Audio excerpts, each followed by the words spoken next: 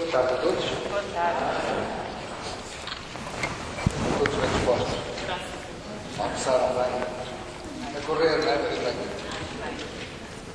Normal, vida corrida.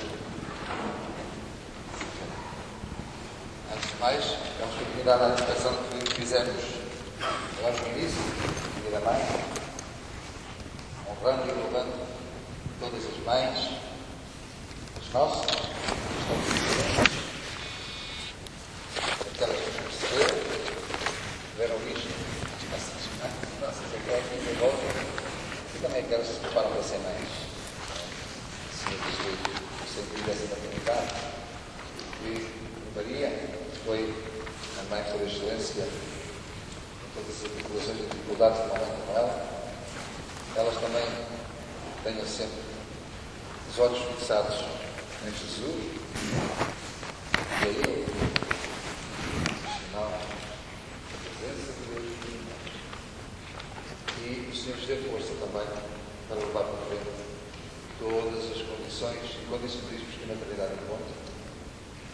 E também os seus maridos os ajudem a desempenhar os papéis de mãe, para ficar solícita em todas as circunstâncias e de algum modo também coloquem todo o amor que tem como testemunho da sua vida. Não há nada mais evangelizador do amor. No caso de uma mãe, o amor que ela manifesta aos seus filhos e à sua família é mais evidente do que muitos discursos, homilias e palavras. E nunca mais se esquece. Todos nós temos exemplos desses na nossa vida de certeza. Além disso, também temos em Maria um modelo de mãe.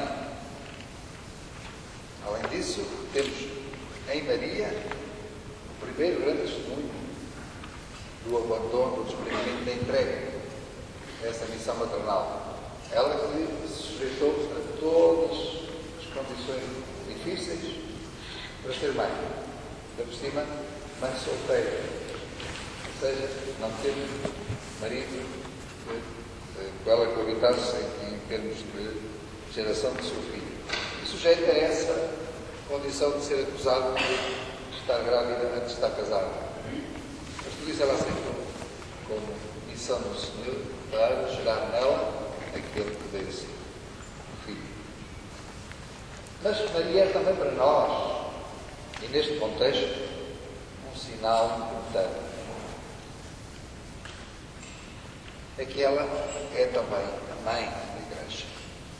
Maria é expressamente designada pela Igreja como sua mãe.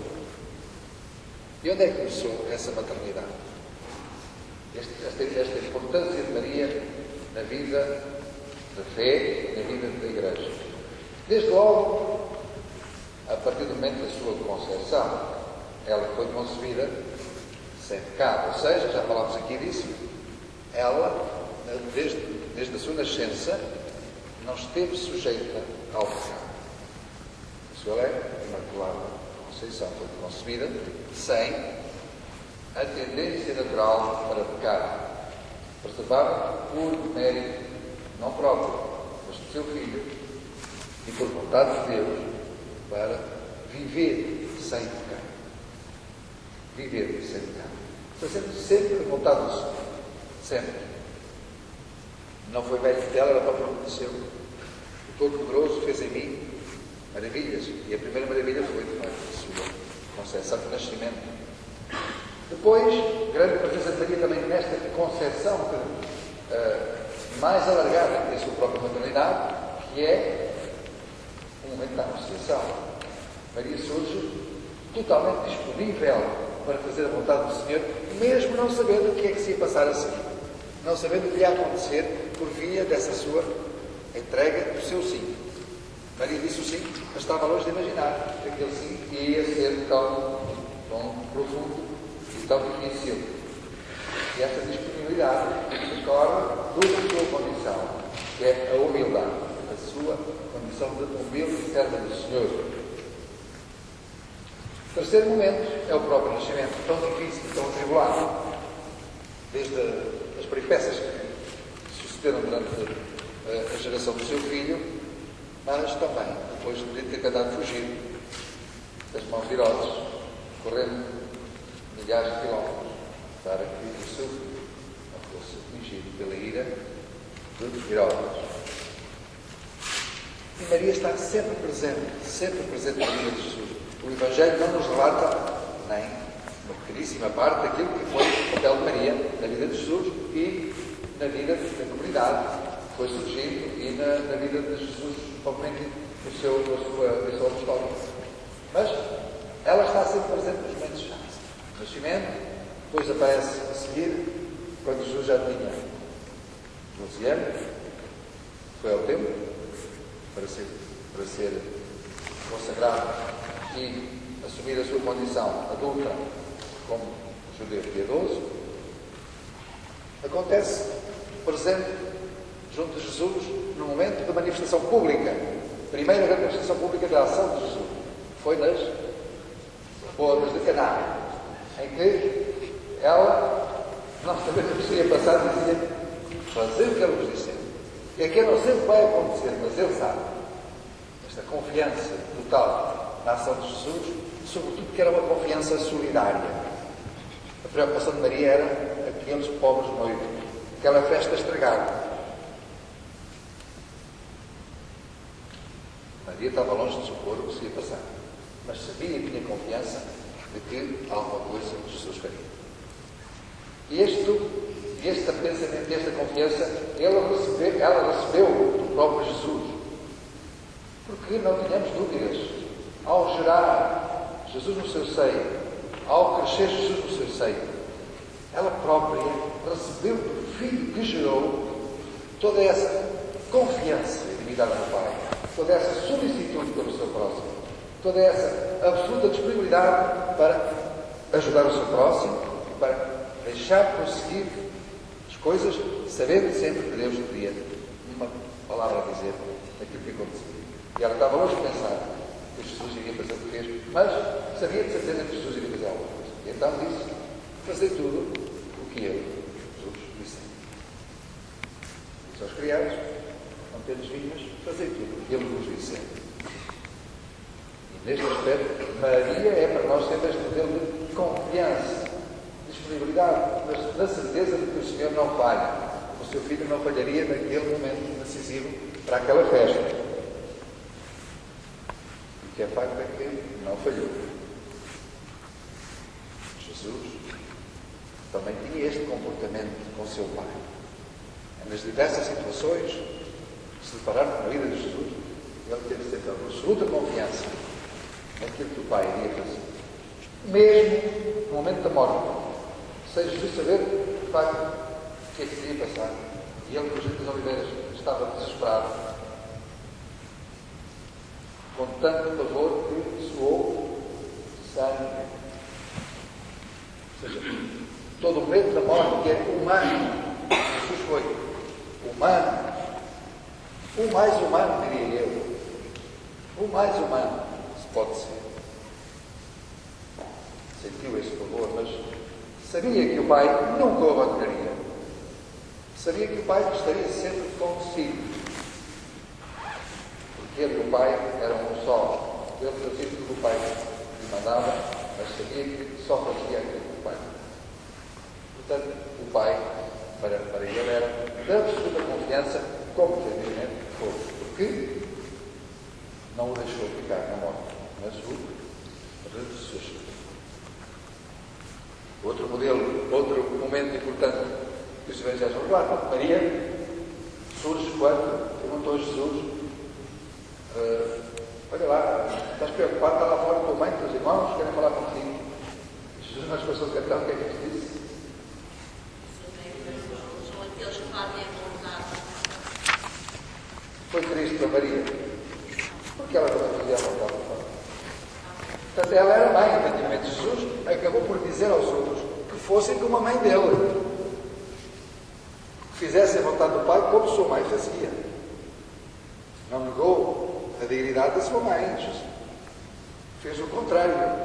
Com esta resposta disse: A minha mãe e os meus irmãos são fazem a vontade de Deus. Ou seja, esta que é a minha mãe, faz a vontade. Ao contrário, veio confirmar que ela fazia a vontade. Encontramos depois também mais tarde, onde? No Calvário. E o que é que Maria recebeu no Calvário? Mais disso. Nós já estamos a olhar para a ressurreição. Recebemos a nós todos. É a figura de João. Entregou a Maria à Igreja. Ou seja, Maria, a mãe da Igreja, por vontade do próprio Jesus, ela esteve na gênese, ela esteve na origem do nascimento da Igreja. Por ela e nela surgiu simbolicamente aquela comunidade que é a comunidade daqueles que seguiram o seu filho e são seus discípulos. Mulher, eis o teu filho. Mas ele não disse, mãe Maria, este é o teu filho. Ele disse-lhe, Mulher. e ao dizer mulher, nós já dissemos isto aqui. O que é que Jesus queria significar quando dizer mulher? Não era mais fácil dizer Maria, mãe? Não é? O que é que Jesus queria dizer com esta expressão? Nunca pensaram nisso? Mas está no Evangelho, quer que leia? Está lá, não está? Foi por ela, foi a primeira mulher. Não foi. Poderia ser. Portanto, Eva era mulher. A questão é mais importante para nós, para a Igreja e para o futuro, do que possamos pensar. É porque Maria, por esta expressão de Jesus, tornou-se definitivamente mãe de todos. E todos os que acreditam no seu Filho. Já não é aquela Maria de Nazaré, mãe de Jesus, mas é Maria, serva do Senhor, que na geração do seu Filho gerou-nos simbolicamente a todos como seus discípulos. E então ela já é a mulher por excelência, aquela que não tem nome como sendo apenas mãe de um só, mas é mãe de todos. Por isso não se fica pelo seu nome e apelido, mas é tipificada como um modelo de mulher, a mulher maior, excelente. É importante a expressão. Não está por acaso no texto do Evangelho. Seria mais fácil, por exemplo, pôr a mãe ou Maria. Há outros episódios em que parece Maria, sua mãe. Não é? Mas neste caso, ela é colocada como a mãe. Daquela que simboliza toda a Igreja. Por ela, pela sua condição, nasce Jesus. E o filho, também não diz João, pois não diz lá. João, precisa ser João. Não. Mas assim seria só. Não, ele representava todos nós. Assim seria ele só. Ou seja, João ia dizer a tua mãe. Não, filho. Ou seja, tu que és meu discípulo, tens por mãe esta que era a minha mãe. É a minha mãe. Mas eu entrego-a a toda a Igreja. Esta universalização do papel de Maria é simbólico para aquilo que vamos ver hoje, como o papel e o mistério que é a Igreja. Surgiu ainda mais quando, depois da ressurreição, quando estava reunida a toda a comunidade dos discípulos. A comunhão perfeita tem sempre Maria com ela. Poderíamos quase dizer que onde há a Igreja está Maria. Não porque a Igreja depende de Maria, mas porque é implícito que Maria está sempre associada intimamente ao nascimento, à vida e à permanência da própria Igreja, porque ela faz parte do ser Igreja. Porque nos foi confiada pela geração de Jesus, a contínua geração daqueles que são seus discípulos. É um gesto visto no rito do batismo, quando os pais pedem para consagrar os seus filhos a Maria. Simbólico. Mas é interessante. Isso significa uma compreensão do ser Igreja maior do que o comum dos cristãos. Porque aí associa a vida desse que é batizado à vida de toda a Igreja. E de facto assim é. Nós, batizados, somos outros seres que não têm já, por seu único contexto, o ambiente familiar. Mas o facto de ser batizado supõe que todos os batizados, toda a humanidade, nos está associada. E nós estamos associados ao destino e ao futuro, mesmo no contexto mais próximo. Mesmo no contexto mais próximo da vida, não é indiferente que eu esteja ou não esteja em comunhão com a Igreja. Não é indiferente para o ser da Igreja que eu esteja ou não esteja presente na minha comunidade para celebrar a fé. Não é indiferente. Porque depois do meu batismo, como que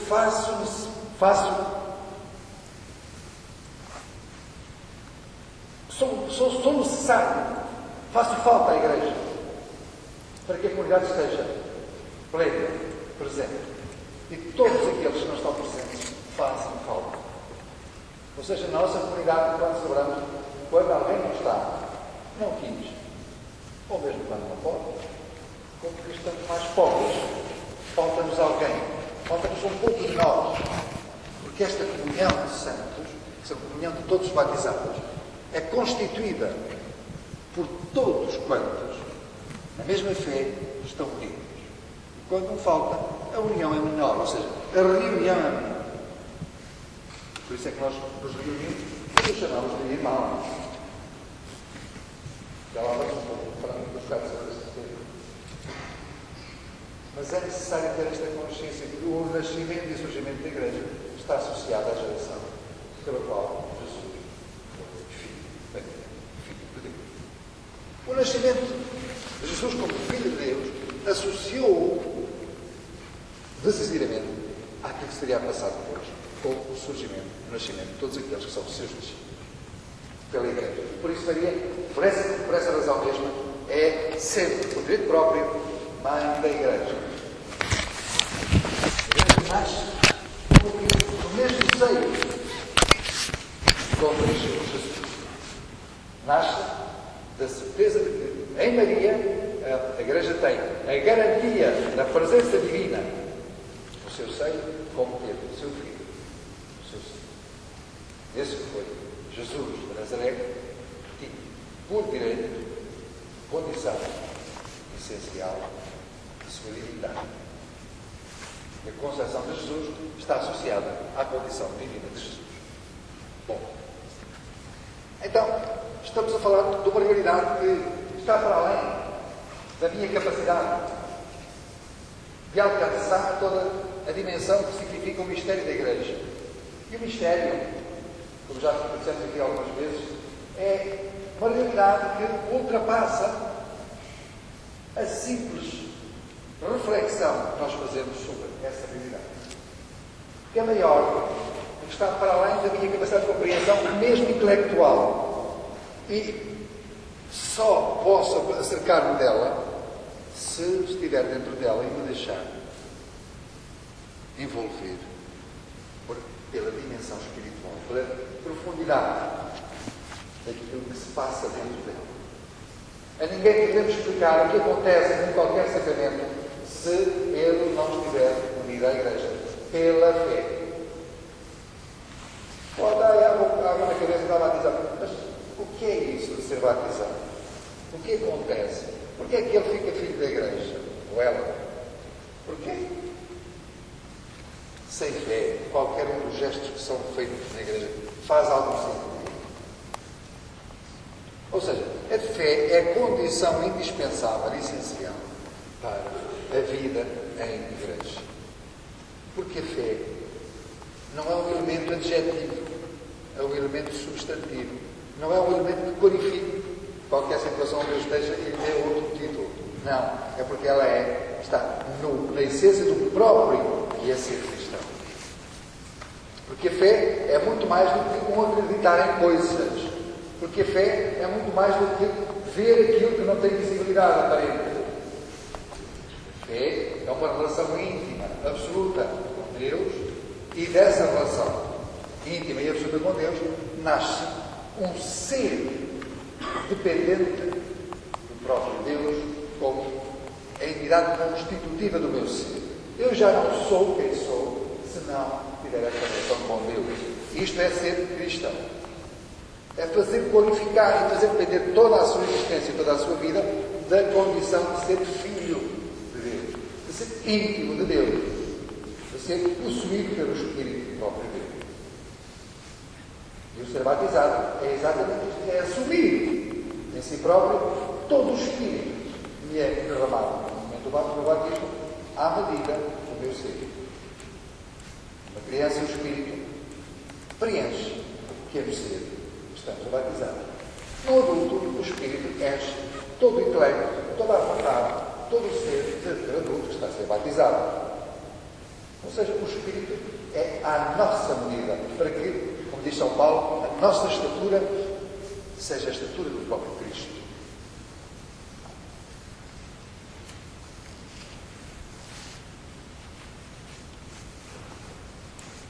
Nós temos vindo a meditar todo este tempo numa realidade que é a matriz da nossa fé, que é a Trindade. A nossa fé, a nossa vida em igreja, é de dimensão trinitária. O que é que isto quer dizer? O nosso Deus é um Deus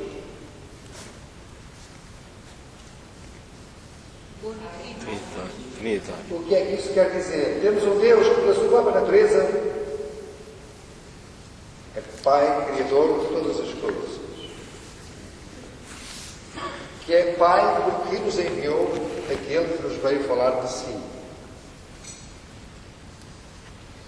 É Pai porque nos providencia todo o bem, que é a nossa existência, tudo quanto precisamos para ser felizes. O Filho foi aquele que, antes disso, nos veio dizer quem é o Pai. Nos veio dizer quem é Deus, nos veio dizer quem é o Pai. Fazendo o que fez, dizendo o que disse. E depois, fez-nos perceber que o Pai e o Filho são tão íntimos, amam-se tanto, que um sem o outro não existe. Ou seja, que para existir pai, tem que existir filho. E para existir filho, tem que existir pai. E não existe pai, nem existe filho, se não houver amor entre os dois. Ou seja, a Trindade qualifica-se pelas suas relações. O pai, na relação de paternidade absoluta, de tudo quanto existe, e de seu filho. O filho, pela condição filial, nos viu mostrar quem é o pai. Entre eles, a relação é tão forte, tão íntima, que eles não existiriam se o amor os não unisse. E a condição de amor é essencial para falar de Deus. Nós não temos um Deus justiceiro, não temos um Deus castigador, não temos um Deus que anda para aí a meter medo a toda a gente. Nós temos um Deus amoroso, que não nos pede contas de outra coisa da nossa correspondência amorosa.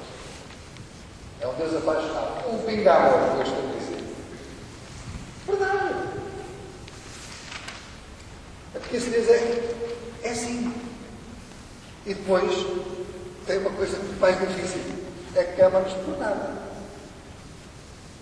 Gratuitamente. Mas digam-me lá, qual é a mãe ou o pai que não ama o seu filho assim? Ou seja, nós amamos à imagem, ou tentamos amar à imagem de Deus. Pela nossa condição natural. Nem sempre assim é, mas é assim que nós falamos, quando falamos de um modelo de pai ou de mãe, não é? Às vezes, na catequese, há dificuldade às vezes em falar às crianças de Deus Pai, não é? Não é verdade? Porquê?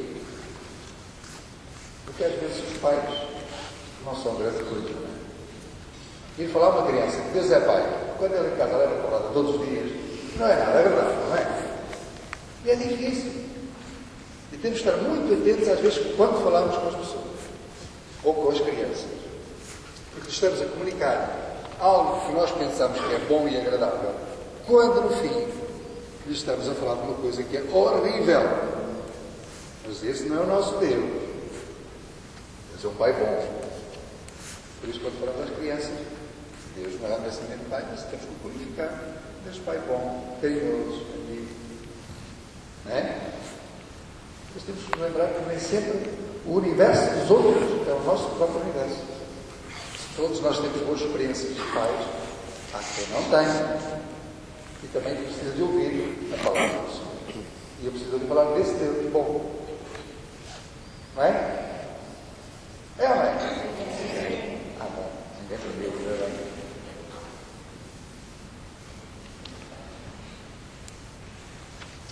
Então, este filho, que é filho deste pai bom, tem em si mesmo a essência da vida do pai. Vive nele tudo quanto é divino. Mas numa condição especial, é que é um de nós. Ou dito ao contrário, ele é um homem perfeito, absolutamente homem. Mas numa condição excepcional. Também é filho.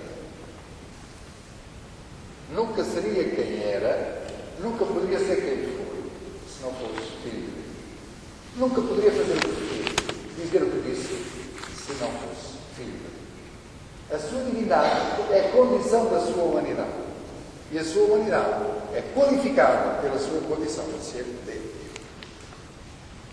E é por isso que eu e o Pai somos só. Pela condição divina. Porque o Pai não foi homem. Pois não. Nós já confusamos. O Pai é Deus. O Pai deste ser.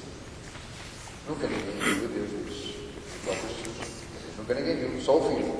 E aquele Filho que quiser revelar. Mas nunca ninguém viu.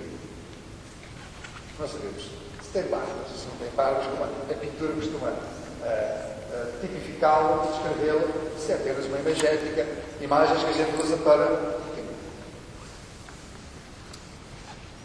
fazer corresponder o paradigma a uma referência histórica ou pictórica mais ou menos vaga. Mas não chegaremos ao céu vermelho de barbas. Podemos ter disso a certeza. Não é? Já lá vamos um pouquinho mais para a frente aprofundar esta questão. Mas não queria entrar muito por aí, mas não vos distrair. Mas o que é facto é que Deus será uma surpresa para nós. Deus será para nós uma surpresa agradável. Alguma coisa do qual nós não estávamos à espera de ser tão bom. Mas no nosso coração está, por condição do batismo, já esta relação filial que nos identifica com esse Deus e nos faz ser um pouquinho à sua imagem. Imagem do Filho. Imagem do Filho. Porque se formos à imagem do Filho, tornamos-nos também filhos. E por isso é que somos batizados. Somos batizados para nos tornarmos seres filhos. Somos batizados para nos tornarmos crísticos, outros Cristos, configurados como Cristo. Pelo batismo, somos depois configurados como Cristo, pelo amor e pela morte, na ressurreição. Mas é pelo batismo que nós tornamos esta imagem visível do Deus invisível em nós, na nossa medida, capazes de dar fruto, capazes de nos tornarmos como Cristo. Capazes, com essa responsabilidade. Não venham os pais pedir o batismo para os filhos para depois os deixarem estéreis. Esterilizá-los é muito fácil. É não fazer nada. Digo às vezes aos meus, não tenham pressa de batizar o vosso filho. Não tenham pressa. Mais vale, se você não tem condições para fazer crescer a fé e alimentar a fé, espere que ele tenha capacidade, mas acompanhe. Torne-no próximo da comunidade. Porque afinal é uma responsabilidade muito grande. Fazê-lo igreja, mas depois cortar-lhe as pernas, porque não lhe dá alimento, não lhe dá condições para poder fazer crescer a fé. Ai, ai. O Senhor lá saberá. Essa responsabilidade de pais tem que ser correspondida. Bom, eu não passei do princípio. Trindade, imagem da Igreja. Quer dizer então que a Igreja É uma igreja que caminha para o Pai, é uma igreja que vive da vida do Filho, e nela e por ela cresce a vida do Espírito. Sem Espírito, a igreja moraria. Não tinha alma, não tinha respiração.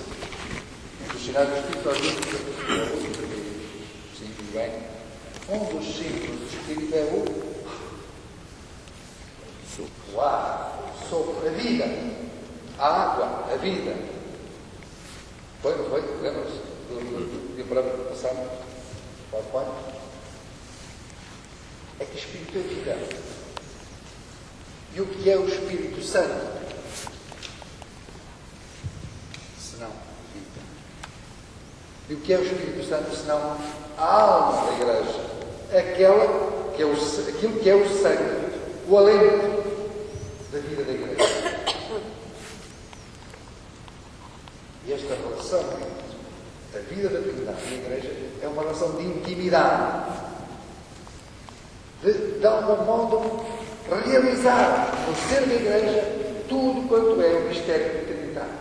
Uma vida absoluta, plena, que vive de uma relação amorosa entre duas pessoas. De algum modo, o amor do Pai e do Filho é tão grande, que se multiplica e se estende, torna presente no ser da igreja, por forma a que a igreja se desenvolva e cresça com a força e a vida do Pai e do Filho. Ou seja, a força e a vida do Pai e do Filho são o Espírito Santo. O Espírito Santo é a alma da igreja porque é sem ela, sem essa alma, a igreja não tinha vida. Extinguir-se-ia ao primeiro suspiro. Vejam só o que é que a história nos traz de desgraças e de vida difícil que a igreja teve e tem. O que seria desta igreja pobre, frágil, sem a força do Espírito, sem tanto pecado que durante a história aconteceu e que o próprio Papa João Paulo II pediu perdão por ele mesmo, em nome de toda a igreja. O que seria a igreja se dela não tivesse a força e a vida do Espírito? Seria uma instituição como outra qualquer, nasce, cresce e morre. Mas porque o Espírito vive na igreja, esta igreja é sinal perene da presença de Deus no meio dos homens. E como tal, não morará jamais, mesmo depois do mundo acabar. Porque esta realidade subsiste em Deus na eternidade. A vida da igreja está para além da simples vontade de existência dos seus fiéis. Porque ela é anterior à própria existência dos fiéis. Quando Jesus coloca este mandato aos seus discípulos para se manterem unidos e se reunirem, irem por todo o mundo, batizar em nome do Pai, do Filho e do Espírito Santo, estava a tornar presente desde já, a igreja antecipando a sua própria ressurreição. Porque Jesus não disse, ide lá batizarem, meu irmão. Não, batizai em nome da Trindade. Batizais porque eu, Filho, não posso deixar de ser parte integrante da Trindade, porque sem a Trindade eu não sou. Porque ele era um homem, Filho de Deus, divino sim, mas não tinha a existência plena sem Deus, seu Pai. Como que Jesus estava incompleto, sem seu Pai. Porque todo o ser lhe foi dado. Deus, o ser divino e o ser humano. É condição da existência de Jesus a relação com o seu Pai. E por isso ele diz, eu e o Pai somos um só. Eu só faço aquilo que vejo o meu Pai fazer. Eu só faço o que o meu Pai me manda fazer. Há aqui uma interdependência, uma relação absoluta de vinculação de um ao outro. Mas é porque ele assim é. Porque ele deve receber todo o seu ser e a sua vida. A igreja vive desta relação, vive desta vida, porque nela está o ressuscitado. Não morto, mas vivo. Porque ele prometeu que se não pudesse ir para o Pai, não nos poderia enviar aquilo que é a vida da igreja, o Espírito. E os discípulos e os apóstolos ficaram muito chateados quando Jesus disse que tinha que morrer. E tinha que morrer assim numa forma pouco simpática. E o que é que Jesus disse? Se eu não for para o meu Pai, não vos posso enviar.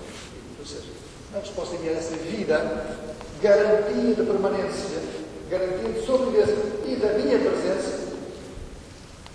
E vossos ficareis lá. E Jesus disse: não vos deixarei órfãos. Vou mandar-vos o intercessor, o paráclito, aquele que intercede por vós. Porquê? Porque é algo que é meu. É meu. Foi o Pai que me deu. Se o Pai me deu, é meu e do Pai. Jesus dizia: não tenho nada de meu, tudo quanto recebi é do meu Pai. Se é o Espírito de Deus, Pai, também é o Espírito do Filho. Se é o Espírito do Pai e do Filho, é Espírito comum. É uma nova realidade que surge da relação entre os dois, a relação amorosa. E é isto que dá valor interno ao amor de Jesus. Jesus é tanto mais eterno quanto o seu amor pelo Pai e o amor pelo marido. Porquê? Porque é a relação amorosa que dá existência continuada, perene, eterna a essa relação. Se a relação de ódio mata, a relação de amor perpetua, remete para o futuro, para a eternidade, sem nunca mais terminar. E este Jesus garantiu-nos isto, porque deu entregue toda a sua vida, todo o seu amor que tinha para dar. E com isso garantimos um amor eterno. Um amor eterno. Ou seja, a relação de Jesus connosco, a relação de Jesus com o seu Pai, é uma relação permanente, porque ela não tem limite, não tem dimensão. Nada a detém, nada a contém. E por isso Jesus subsiste, e nós o encontraremos na eternidade, na mesma força amorosa do seu Pai. Isto é difícil de conceber, mas é experimentarmos o cada um de nós na nossa vida.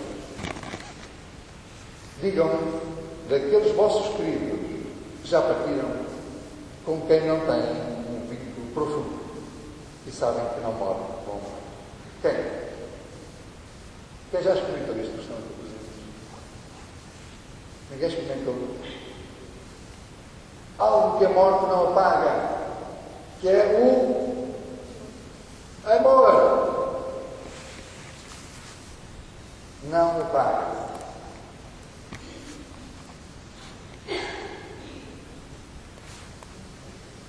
Nunca. E é verdade, nunca. Porquê? A profundidade da relação gera uma permanência de vínculo entre duas pessoas que ultrapassa a mera existência. A nossa relação com Deus, hoje, vivos, mortais, será continuada na mesma intensidade para além da morte. O que eu disse é grave. Querem que eu repita? A profundidade da nossa relação com Deus subsiste para além da morte. O que eu disse? O que é grave? Mas traz responsabilidades. Quer dizer, explico-me, com a profundidade com que eu amar Deus, na vida me encontrarei com Ele na eternidade. O amor que eu tenho dos meus fracos e curtos anos de existência será na medida da minha relação com Deus para sempre. Se nós ficássemos por aqui, fizéssemos a partir de agora uma meditação, acho que está uma coisa lembrar. E vamos propor 5 minutos de silêncio para pensar nisto. Para que não só feliz, que estou para aqui a dedicar-vos, e que gostava de fazer esta reflexão. Eu poderia continuar, como fiz de manhã, ainda disse isto que estou a dizer agora, e a pessoa me continuar, e é de outra dimensão. Nunca nos sai igual, podem perceber. Mas gostava que fizéssemos esta paragem de meditação. Porque ela implica com toda a nossa vida. Porque ela qualifica-nos como pessoas. Porque diante de Deus, mais do que cristãos, somos pessoas. E a nossa relação com Deus é de pessoa a pessoa. Não é? Deus é pessoa, não é? Nós temos 3 pessoas, a Trindade. Estamos a falar da Trindade. Esta relação com a Trindade é comprometedora. Eu já explico, mas gostava que meditássemos, cada um de nós para si, uns minutos, para que possamos, de alguma forma, entrar um pouquinho nesta dimensão transcendente da minha relação com Deus. Porque a minha relação com Deus não se cinge ao cumprimento deste ou daquele preceito, desta ou daquela oração, desta ou daquela atitude mais ou menos simpática, mais ou menos enternecedora, que toca o coração, mas sim da profunda relação amorosa com Deus. O meu compromisso vital de absoluta correspondência ao amor que Deus tem. Primeiro, ter consciência de que Deus me ama. Segundo, com que intensidade Deus me ama. E terceiro, como eu amo Deus nesta situação.